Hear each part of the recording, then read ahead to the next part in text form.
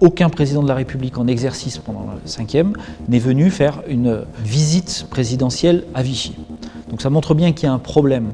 Immédiatement après la guerre, il y a eu vraiment une crainte que la ville soit complètement stigmatisée et presque exclue de la communauté nationale. Et cette peur, elle est restée. Le maire de Vichy, il a raison, m'avait fait partie en disant vous faites de la mauvaise publicité à ma vie, donc je m'excuse auprès de Vichy. Vichy, c'est 2000 ans d'histoire, c'est pas 4 ans à 1944, d'accord? Donc c'est un peu abusé, on va dire, parler que de ça.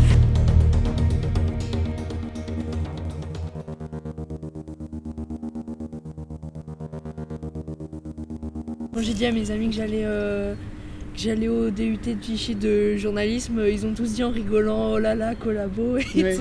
C'est vrai que nous, en cours, on a toujours vu régime de Vichy. Ouais. On a toujours entendu le mot régime de Vichy. Et à Vichy, justement, c'est le truc qu'il ne faut pas dire. Ils disent il faut dire régime de Pétain parce que c'est très mal vu de dire le régime de Vichy. Et quand on essaye même d'en discuter un petit peu avec des habitants de Vichy, il y a toujours un petit problème au niveau de l'ancienne génération, ceux qui sont plus près de ces années-là. Je pense que ça nous a beaucoup influencé en fait. Moi personnellement, quand je suis arrivée à Vichy, je connaissais pratiquement rien d'autre sur Vichy que l'histoire de Pétain, collabo et tout. Je connaissais les bonbons après, mais je savais même pas que Vichy c'était une ville thermale en fait. J'étais très mal renseignée. Hein. Genre, je savais même pas qu'il y avait de l'eau à Vichy. Mais il y a aussi les laboratoires L'Oréal, Vichy Laboratoire. Ouais, ça aussi. Les laboratoires Vichy, cosmétiques.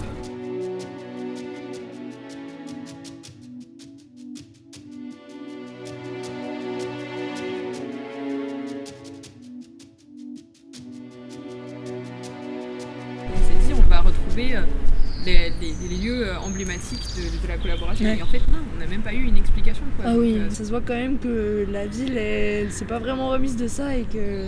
Il y a ce côté, on retient vraiment que le meilleur et on met de côté un peu ce qui était pas très sympa. Quand ils viennent à Vichy, il y en a beaucoup qui s'attendent à voir quelque chose en lien avec la guerre. Et finalement, ce qu'ils voient, c'est de superbes bâtiments qui racontent une autre histoire. C'est vraiment l'histoire de la Belle Époque, du Second Empire. Il y a un décalage entre ce qu'on voit et ce qu'on sait sur la guerre, parce que ce sont justement ces bâtiments qui ont été au centre du régime de Vichy.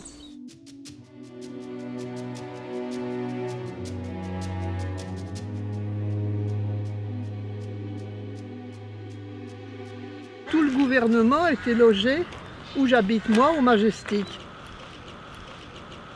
L'immeuble, après c'est juste après l'oncle. Et donc vous disiez que Pétain c'était au 3e, c'est ça? Je crois bien que c'est le 3e. Le 3e, oui, il me semble.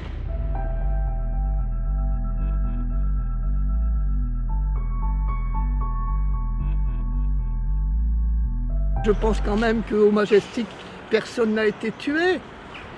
Il y a d'autres immeubles où il s'est passé des choses très moches. Mais là, on n'y met pas des plaques non plus. Les gens qui veulent savoir savent. Puis ceux qui ne veulent pas savoir, c'est pas parce que vous mettrez une plaque sur un immeuble qu'elle...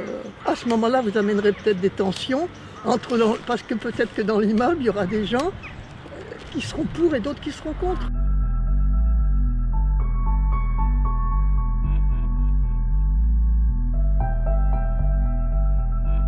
Tous les matins ou tous les soirs, rentrer dans son immeuble avec une plaque « ici a été torturé », ici, c'est là où on a choisi les juifs qui ont été déportés ou je ne sais quoi.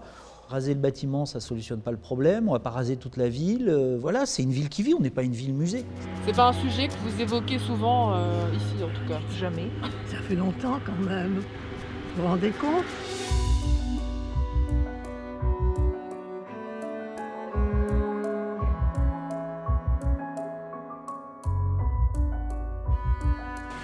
Mais du coup, il y a quand même une plaque commémorative là ou pas? Rien du tout. Ah bon, très bien.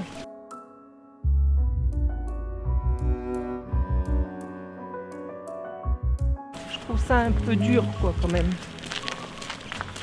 Qu'est-ce qui est dur? De ne pas le signaler, parce que il a quand même sauvé la France en 14 la Première Guerre. Donc, déjà par respect pour ça. Maintenant, si on n'est pas d'accord pour le reste, Vichy n'est pas un lieu de pèlerinage pétainiste. Alors c'est sûr que de façon individuelle, il y a des gens qui doivent venir pour voir l'hôtel du Parc et pour se souvenir du maréchal Pétain, mais c'est extrêmement marginal.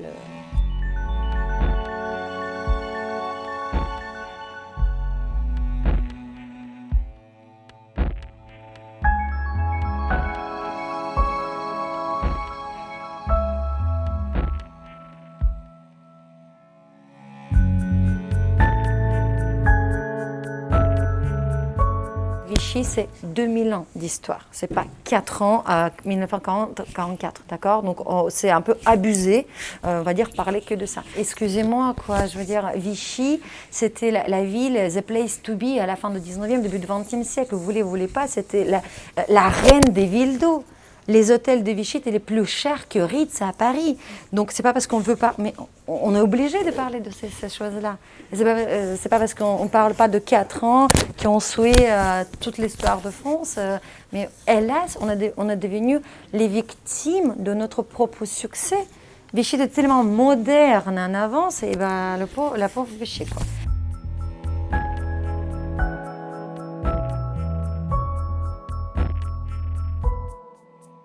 L'Office de tourisme a décidé d'intégrer la visite à son offre de visite et depuis c'est une des visites les plus populaires et c'est pour ça je pense que la ville a mis en place une deuxième visite l'année dernière sur la Résistance. On parle de choses tristes. Exemple simple, on va chez vous invité en dîner, vous n'allez pas parler de cancer de votre grand-mère, quoi. Vous voyez, donc non, c'est pas un tabou, je pense pas.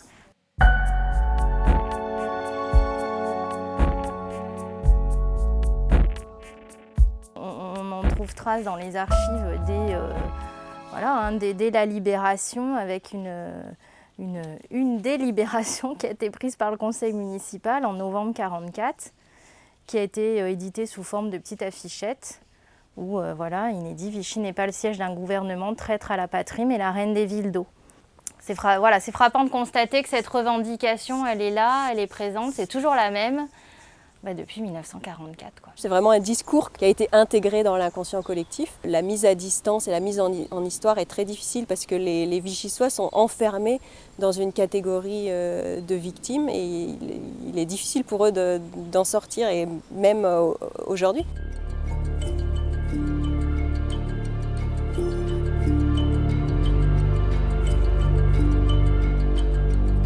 Dès que je m'exprime sur tel ou tel sujet au niveau national, sur les réseaux sociaux, on dit bah, ça ne m'étonne pas, c'est le maire de Vichy ou inversement, etc. C'est-à-dire qu'il y a cette stigmatisation permanente et cet amalgame permanent et qui est complexe parce que, alors on me dit oui, mais il y a d'autres villes comme ça qui portent un nom compliqué. Quelle autre ville en France ? Il y a encore 2 ans, on est parti avec mes collègues à Paris au salon de tourisme et quand on arrive, une blague à 2 balles, sur notre stand, maréchal ne voilà. Donc vous voyez, donc c'est marqué Vichy. Donc il y a encore des gens qui sont humour un peu mal placés. Je pense sincèrement que c'est un ressenti, c'est un poids que les Vichysois s'imposent presque à eux-mêmes. Aucun historien va arrêter de dire régime de Vichy. C'est comme le discours victimaire, c'est quelque chose qui est ancré dans la ville depuis la fin des années 40. Il y a un côté, c'était Vichy, donc c'était pas la France. La France, elle est restée pure et la France, elle était à Londres, elle n'était pas à Vichy. Et il y en a beaucoup qui ont perpétué cette tradition-là, encore ces dernières années. Quand le président de la République actuelle, je le redis, met dans une même phrase en introduction d'un discours « Vichy et les nazis », ça fait plaisir. Vous croyez que ça nous fait plaisir ? Sur ce plateau des Glières, il y a 75 ans, des héros ont résisté à l'occupant nazi et à ses complices de Vichy. Et à cette occasion, je me suis permis d'écrire et même on avait fait une pétition avec une carte postale envoyée par les Vichysois qui pouvaient envoyer directement à l'Élysée et ils sont plusieurs milliers à avoir envoyé la carte postale d'invitation au président Macron, lui disant Vichy c'est pas 4 ans de cette histoire, Vichy c'est 2000 ans d'histoire et Vichy c'est en ce moment une candidature UNESCO portée et soutenue par la France. Donc, Monsieur le Président de la République, venez soutenir cette candidature UNESCO et nos 2000 ans d'histoire, dont cette période-là.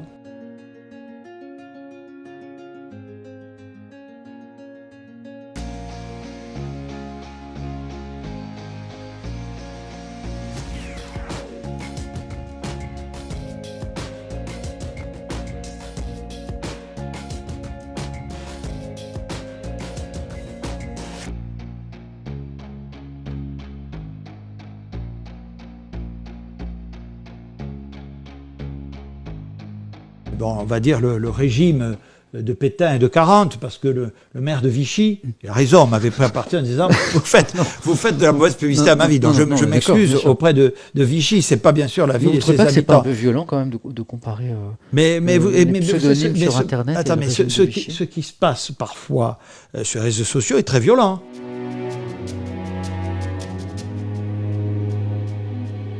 À part De Gaulle, effectivement, dans les années 50, et Giscard, mais sur une thématique qui était thématique aménagement du territoire, et de surcroît, c'est le local de l'étape. En tout cas, aucun président de la République en exercice pendant la 5e n'est venu faire une visite présidentielle sur la thématique de la mémoire à Vichy. Donc ça montre bien qu'il y a un problème.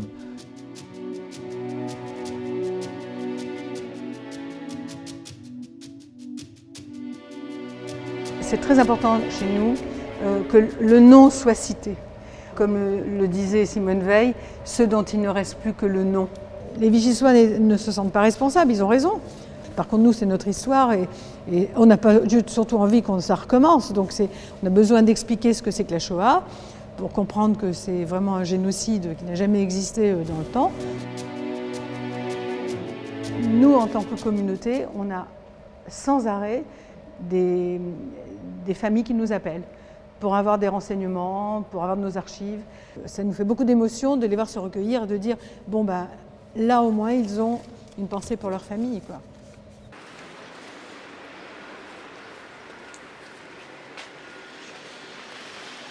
Gerbe de monsieur le maire de Vichy, madame le sous-préfet de Vichy. On a inauguré avec le maire de Vichy le square de Michel Crespin.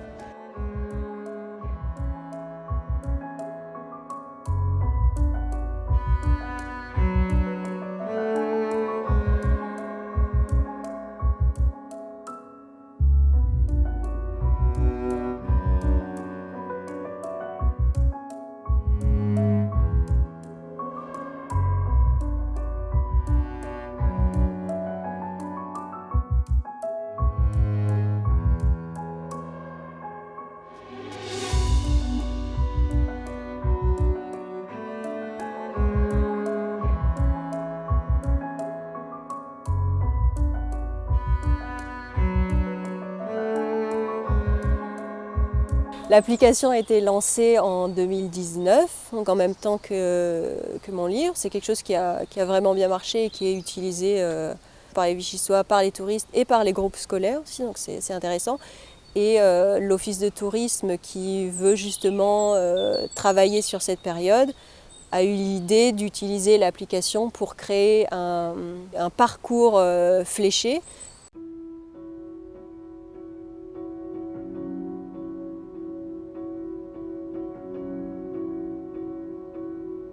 Le mot musée, oui. Le mot musée 1939-45, non. Il y aura une partie, peut-être 2-3 pièces dédiées, vraiment, parce que c'est un hommage aussi à ces gens-là, aux résistants, aux gens qui ont sauvé d'autres gens. Mais le musée sera dédié à toute l'histoire de la ville globale. Et c'est ça qui nous compte. En fait, à mon avis, à Vichy, c'est ça le problème. On ne peut pas vraiment commémorer le régime de Vichy, mais on peut en parler. Et je pense qu'il faut que la ville, plus qu'un lieu de commémoration, devienne un lieu de connaissance. Déjà de poser le principe de ce musée dans la ville, le fait de dire, ben voilà, on parle de tout cela, mais on ne peut pas le faire seul. Le jour où le président de la République viendra à Vichy, lui ou un autre, faire un discours comme Chirac a fait sur le Val-d'Hiv, il y a plein de choses à expliquer autour de cette époque-là et qui doivent être portées au plus haut de l'État. Pas portées par le maire, pas portées par les Vichysois, mais portées au plus haut de l'État. On progresse lentement, mais il faut arriver à assumer ces termes.